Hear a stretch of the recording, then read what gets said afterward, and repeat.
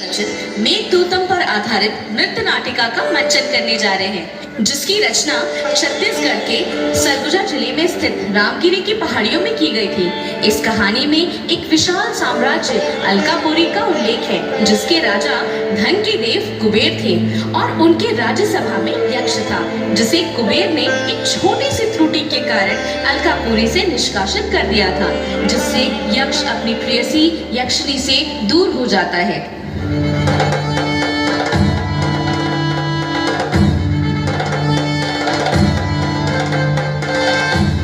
सुनो यक्ष, मेरे पूजा का समय हो रहा है। तुम जाओ और मेरे पूजा हेतु स्वर्ण कमल लेते आना। ध्यान रहे, विलंब ना हो।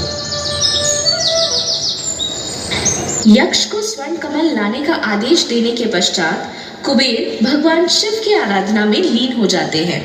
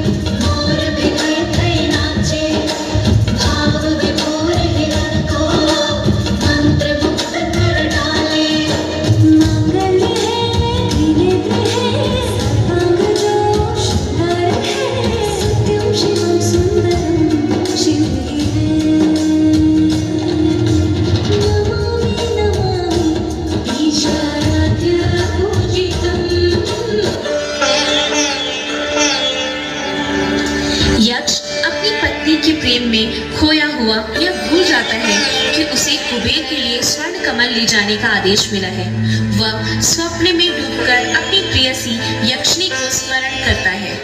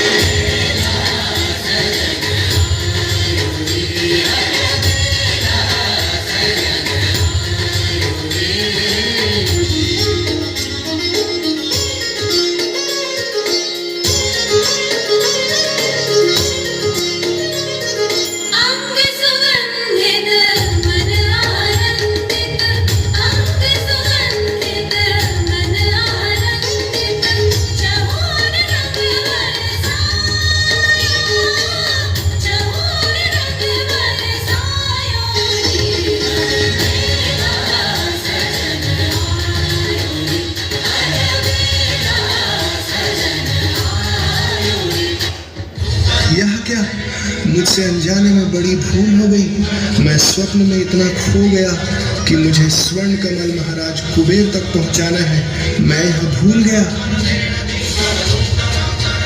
यक्ष, तुमने जो यह भूल किया है इसके लिए मैं तुम्हें कदापि क्षमा नहीं कर सकता। एक छोटा सा कार्य दिया था मेरे पूजा के लिए स्वर्ण कमल लेकर आने का, और तुम यक्षिणी के मोह में इतना खोए हो कि तुम्हें यह भी स्मरण नहीं रहा। मैं तुम्हें श्राप देता हूं कि तुम 1 वर्ष के लिए रामगढ़ की पहाड़ियों में रहोगे, और यही तुम्हारा दंड है। जाओ, दूर हो जाओ मेरे नजरों के सामने से। रामगढ़ की पहाड़ियां, जंगल, नदी, झरने, प्रकृति का विस्मय करने वाला सौंदर्य जिसे देखकर यक्ष और भी ज्यादा दुखी हो जाता है और यक्षिणी के विरह में तड़पने लगता है।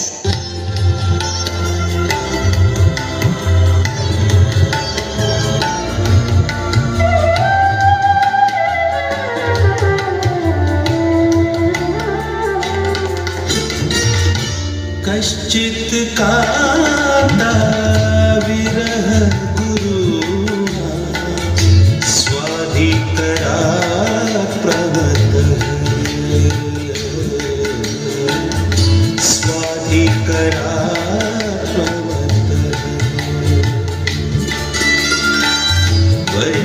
वर्षभोगेण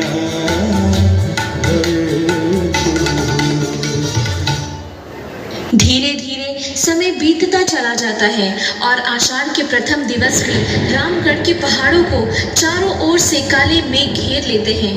वर्षा की हल्की फुहार मानो यक्ष की विरह पीड़ा को और बढ़ा देती है और वह बादलों से बात करने लगता है।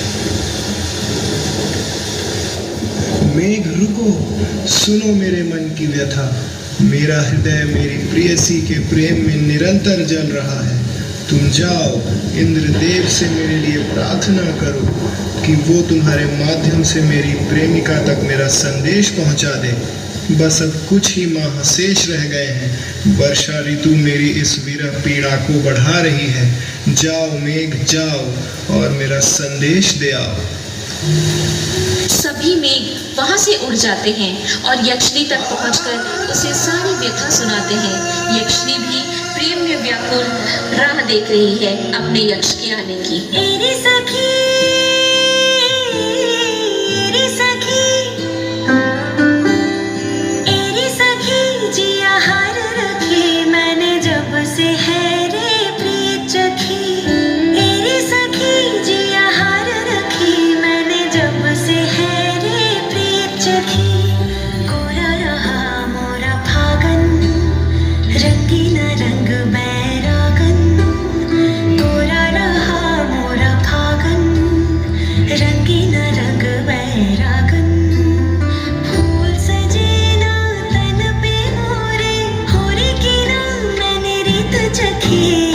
अरे सखी, सावन की कारी बदरिया भिगोए सारी नगरिया। सावन की कारी बदरिया भिगोए सारी नगरिया। रूखी रही पर मोरी चुनरिया, बिरहा सखी मुझसे जीत रखी। अरे सखी,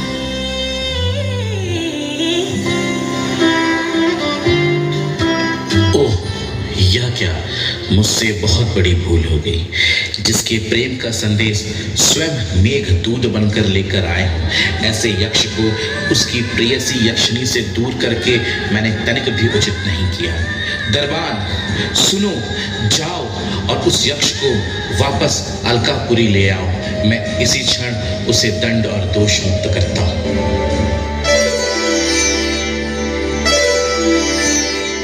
जैसे ही यक्षिणी को मालूम पड़ता है कि कुबेर ने यक्ष को क्षमा कर दिया और यक्ष पुनः उसके पास आने वाले हैं, वह बहुत ही प्रसन्न होती है और साज श्रृंगार कर अपने यक्ष की प्रतीक्षा करती है। मेघ दूत बनकर यक्ष और यक्षिणी को सदा के लिए एक कर देते हैं। अंततः तीनों ऋतुओं के बीत जाने के पश्चात वर्षा ऋतु में यक्ष एवं यक्षिणी का मिलन, राम मेघ मल्हार, प्रकृति सौंदर्य और चारों ओर हरियाली जो कि समस्त अलकापुरी को प्रेममय कर देता है और मेघदूत की परिकल्पना साकार होती है।